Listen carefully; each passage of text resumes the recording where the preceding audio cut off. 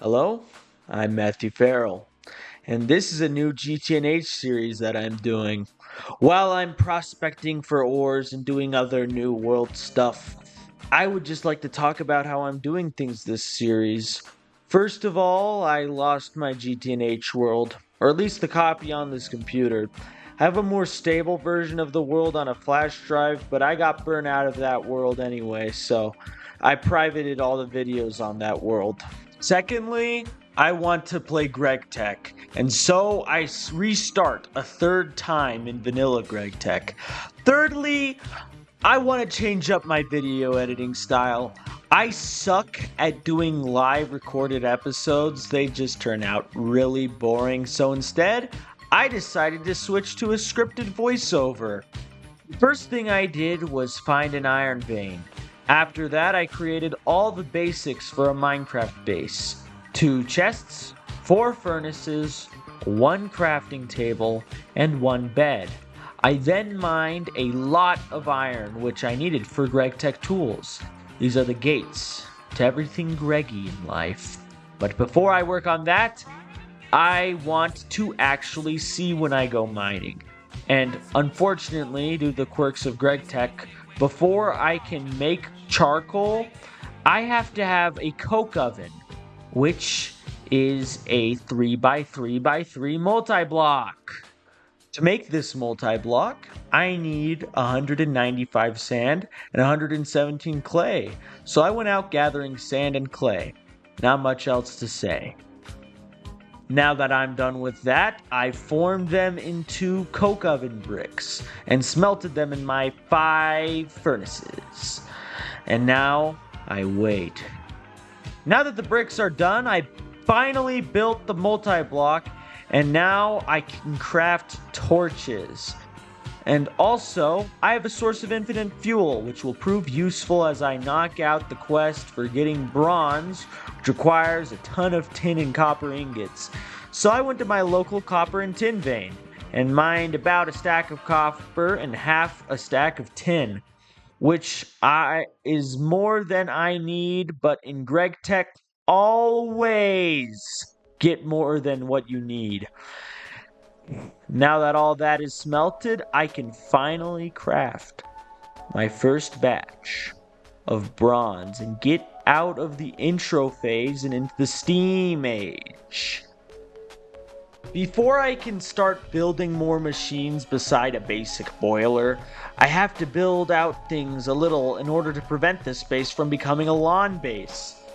I will have the basic steam workshop in a rusty tiled area, and have my actual electric workshop in a caution framed plates area, which I will upgrade to MV once I get there. But when I get to HV, that's when I'm going to start using more machine lines and stuff.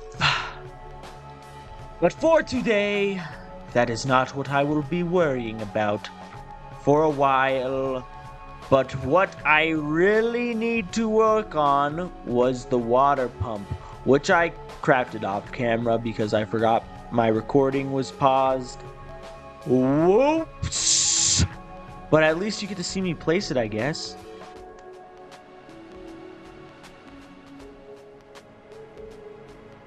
So, now that I have infinite water and infinite fuel, that means I have infinite steam, which I can use for my first machine, the alloy smelter, which will give me 4 bronze for every 3 copper and 1 tin I put into it. It is, however, that I realize I am at a standstill when it comes for progression.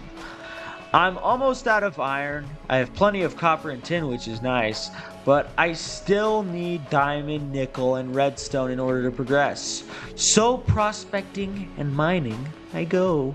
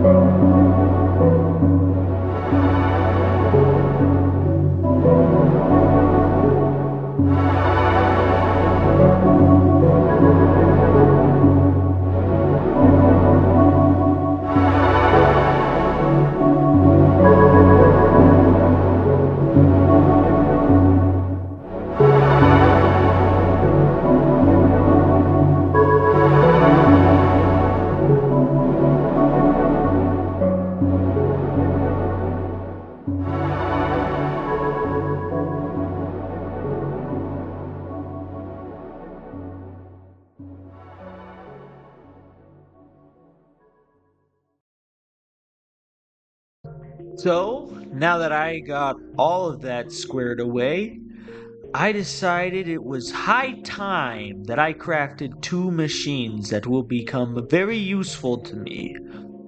The forge hammer for a 3 ingot to 2 plate ratio, and a macerator for ore doubling. Now, the macerator alone isn't that useful. It can be crafted into the steam grinder, though, which is probably one of the most useful multi-blocks in the early game. To get this steam grinder, I will first need to process a ton of bronze. Loads of bronze, even. So much bronze that I think I need to go mining for more copper. I have plenty of tin at the moment. Copper is my only choke point for bronze production, but I think I have enough to get the grinder, which will make this chapter and the next so much better. I've talked about the grinder a lot, but I never actually explained what it does. Essentially, it doubles ores. Like the basic macerator, however, it can process 8 ores at a time, making it 8 times more efficient than the basic steam macerator. Before I begin working on the grinder, I need to make sure that my current base of operations isn't ugly. So I made these cool pillars, which I then added a roof to.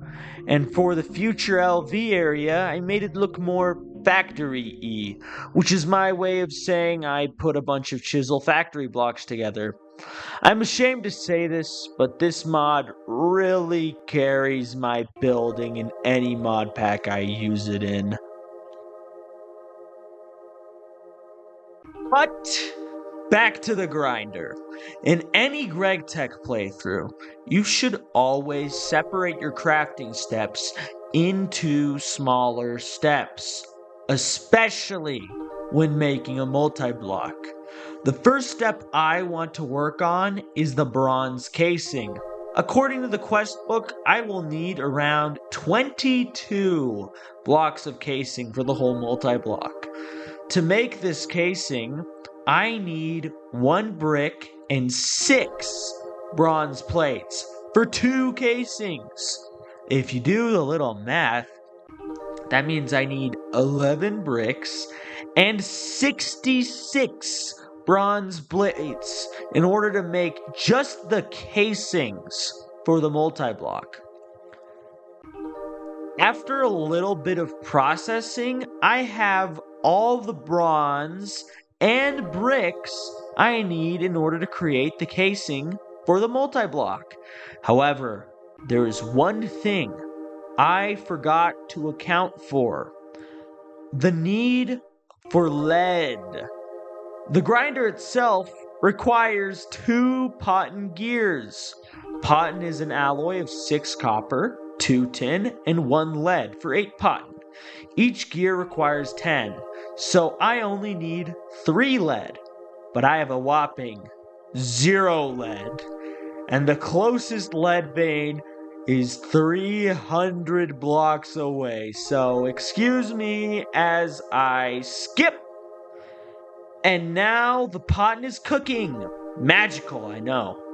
But this is the perfect time to go out and get some more copper and tin, and maybe some iron because I'm running out of that too, and maybe some nickel while I'm at it. You dream of heaven.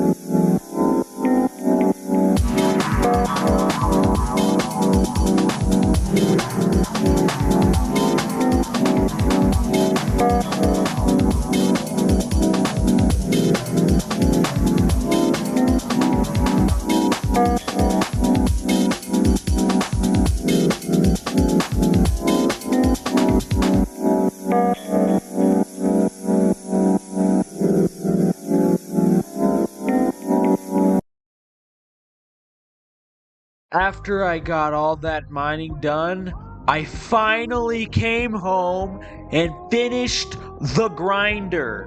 Built some pathways and a bridge to where I'm gonna have my LV through MB base.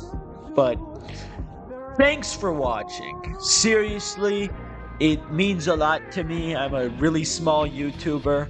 Not much people watch my content, unfortunately, but as every other YouTuber says, like and subscribe. Music to you.